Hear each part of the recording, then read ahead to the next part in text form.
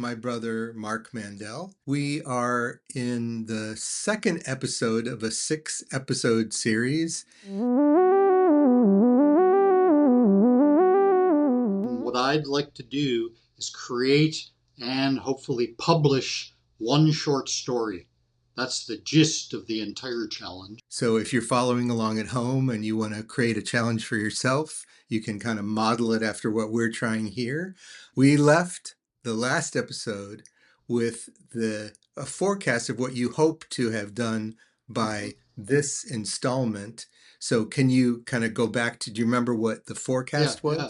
What I wanted to do is to find my point of view character in the story. You wanted to have that first person point of view that really grabs people. Give us a progress report. It's interesting because you say first person, and I believe I want the story to be first person. I did this.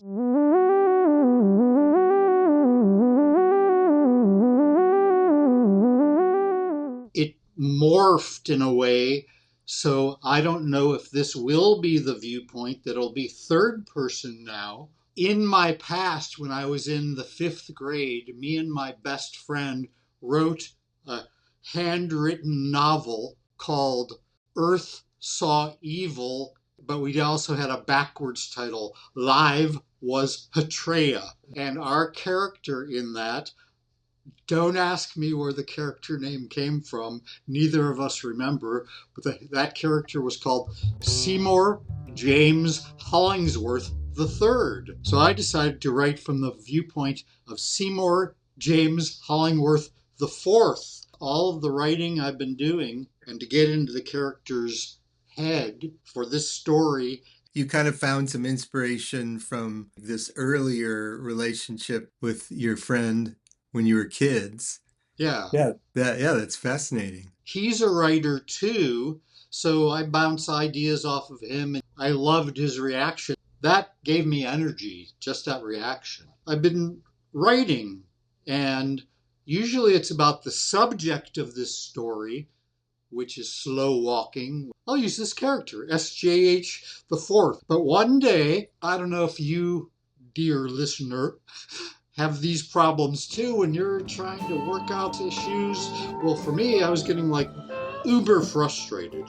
I thought, I'll write about that. And it felt good to do it from SJH the Fourth's viewpoint. So through a series of misadventures, this thing that I had written from the viewpoint of Seymour James Hollingsworth IV was all about his frustration of getting it done. And I thought, that's good. I'm narrating the things, and it's getting more and more easy to get into the character's viewpoint. So my ultimate story that I want to write is coming along, but also the process of writing it from a viewpoint character is coming along too. So I actually feel quite accomplished for having done that. But this is giving me some options, and it's really getting me used to writing like it's kind of disjointed from what I thought it would be. Doing this really is helping with this challenge and this process. What are your thoughts about having part or some percentage of this being autobiographical? I definitely want it to be autobiographical. I do have plans for where I want the story to go.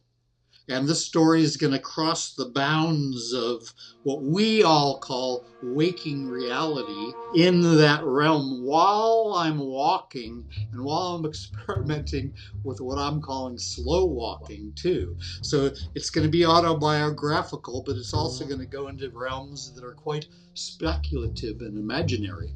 We can call them imaginary. Well, it's fascinating to me that you are making choices like writing with a pen, to have that different experience. Yeah. Almost recursively impact your writing. And then, very much so. And then you're walking, which is another way that we can engage with our minds that would be very different if you were sitting. And you think different thoughts when you're walking. The experiences you're giving yourself as you create are adding to this process. Very much so. And I like that word that you used, recursive. It's an interesting word. There's another word, autopoiesis, where things affect what are happening, and what's happening affects the things, and they grow from there. And I'm pretty sure that's the way life really is. And I want that in the story. I'd love the reader to get that feel of what's happening here. What I'm reading is affecting what is happening to me, and I'm affecting what I'm reading by what's happening to me. That's the kind of feel that I'd love for this story or these series of stories to bring to both the writer and the reader. You probably know what a Mobius strip is. Exactly. So that's like that kind of almost like infinity sculpture that wraps around itself and doesn't have a beginning or an end.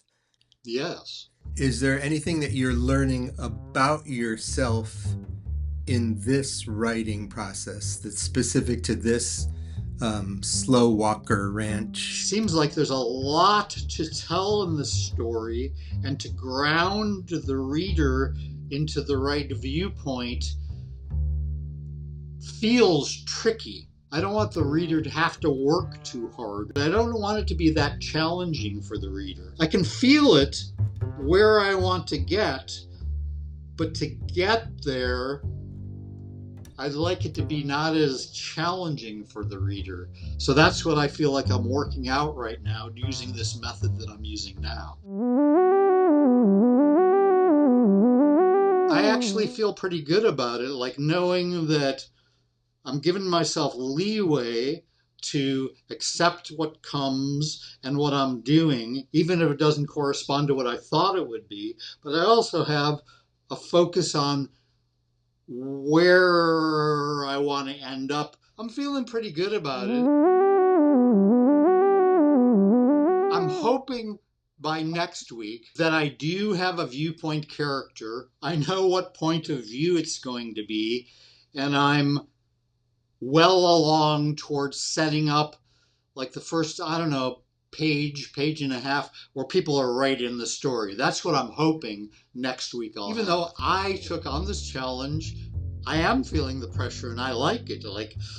I don't always like it. At times I like it, at times I don't, but it's very useful to me, I'd say, this sort of challenge, as I think it would be to any creative person who wants to get something done. Yeah. And I can see a definite parallel in songwriting. If I have a time limit to get a song done, then I pay attention to it differently. How do you hold the idea of a plot for this kind of writing? Is it that there's a certain point where you want to have the plot nailed down, where you want to have it really be understandable so that you can make sure that you're executing on it? Or is it like right up to the very end, the plot may or may not reveal itself?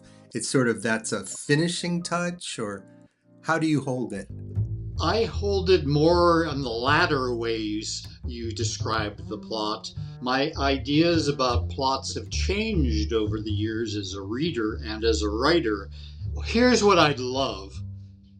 If I just find the viewpoint character, and in the writing it being compelling enough that I as a reader would read it no matter where it's going or what the plot is. So there's that, and then there's the idea I have for the story, and really it is setting up a kind of a universe, let's call it, where there can be several different stories in this whole Slow Walker Ranch story saga chronicle.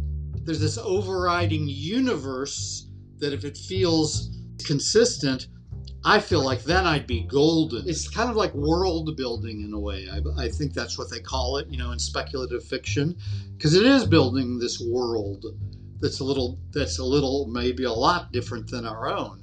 Thank you so much for taking on this challenge. Well, thank you for having me. I have a question for you, really. Like, what does it feel like doing it with for a writer who's narrating something? Well, I think that I've gotten a healthy exposure to lots of different art forms through my Yeah, teachers. It's fascinating to me to see how dance is different and the same, or writing is different and the same. And I have only done a little bit of writing on my own, so I do have that as a reference also. But I think creativity is creativity. I have real deep curiosity about the process itself, and how yeah, yeah, things morph and change. And the forecast questions aren't really meant to put you in a box, but just to sort of give you the experience of, oh, I thought I was driving this direction, but really yeah. I'm heading over here. From Mark and Daniel Mandel, we thank you very much. And please remember to subscribe to the Creative Engagement YouTube channel and like this video, but only if you like it.